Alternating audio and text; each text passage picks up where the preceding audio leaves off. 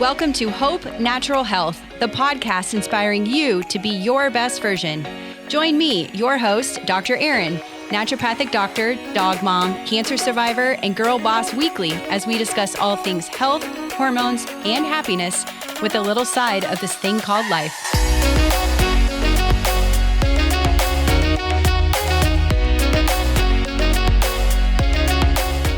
Welcome back for another fresh episode. Last week, though, we talked about patient advocacy with a guest, Melissa Mulanthi.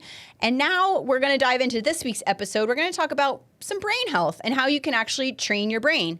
Did you know that you had the power to retrain your brain? Think of it as like rewiring. So you can actually teach your brain to form new connections, which can strengthen pathways that serve you and weaken pathways that don't. This phenomenon is called neuroplasticity. So it's the reason we're able to recover function from like an illness such as a stroke, learn new skills, and even reprogram our thoughts. So a lot of times too, not just a stroke, like it could be maybe you've had some sort of brain damage or TBI or brain cancer or a tumor or some sort of surgery that has affected your brain. The neuroplasticity is the reason we're able to recover function from these episodes or these situations that occur in our life. It's a key to behavior change and breaking free from past patterns that actually will keep us feeling stuck. So better neuroplasticity can help with creating fresh habits, learning new skills, releasing unneeded anxiety, and pretty much anything else that involves the brain. So there's some daily practices that you can actually add into your day because, right, we need more things to do in the day. But these are actually pretty short things that you can do, and there's tons of different apps to help you with it. But here's 5 daily neuroplasticity practices that you can start incorporating. One is doing some brain games. So there's some fun apps out there that can help you do that. It'd just be, I like to play Wordle actually every morning. That really stimulates my brain to get going, thinking about the word for the day, putting it together. But there's some other games and apps that you can play to really train that brain. And if your goal is to improve your focus, concentration, maybe even your reaction time and your memory, so try blocking off 15 minutes a day to play something like one of these brain training apps or even Sudoku or chess, something like that that can actually stimulate the brain. If your goals are improving your mood and processing your emotions, you can retrain your brain through creative expression like drawing, painting, or singing.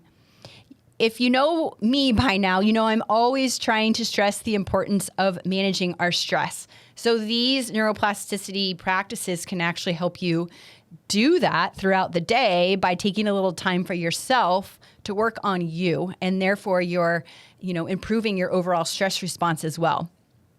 If your goals include becoming more mindful and present while improving your mood, meditation reinforces neural pathways related to positive emotions.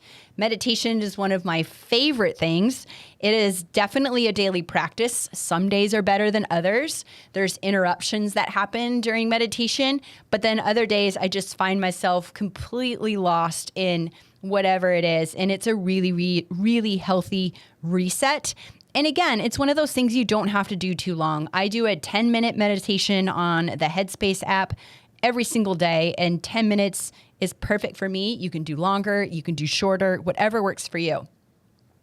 Another thing that I've been doing every day because I started cold plunging is deep breathing. So this will help with concentration, focus, mood, and even stress resilience. So deep breathing will activate your vagus nerve to tell your nervous system to reset. Your vagus nerve is your main controller of the parasympathetic nervous system. So we have the sympathetic, which is fight or flight. Most of us are in this probably a majority of the day, whereas the parasympathetic is the rest and digest. And then lastly on here is yoga. Similar to meditation and deep breathing, yoga also activates the vagus nerve and sends a message of calm to the nervous system. I like to do a lot of stretching, so you can do some yoga poses when you stretch. You don't technically need to take a yoga class, but if you are new to exercise or wanting to incorporate some more exercise into your daily life, yoga is a fantastic option. So the key is to remember that these neuroplasticity practices need to be done often. So I would, again, recommend at least one of these once a day. And you'll start to get into habits. And then you will be like, oh yeah, I forgot to do my little puzzle or whatever the case may be. I don't know about you, but I'm on like a Wordle streak. I play it every single day. Like I said, I'm on a meditation streak. I've done 100, I think I'm on 103 days straight with that. So I like to have streaks with things because then it really holds me more accountable to continue. So I'd be curious if you practice any of these things, if you've noticed a difference in your focus, your stress resilience, your sleep, your mood, your energy, whatever the case may be, please share it with me. I'd love to hear. I will see you all again next week.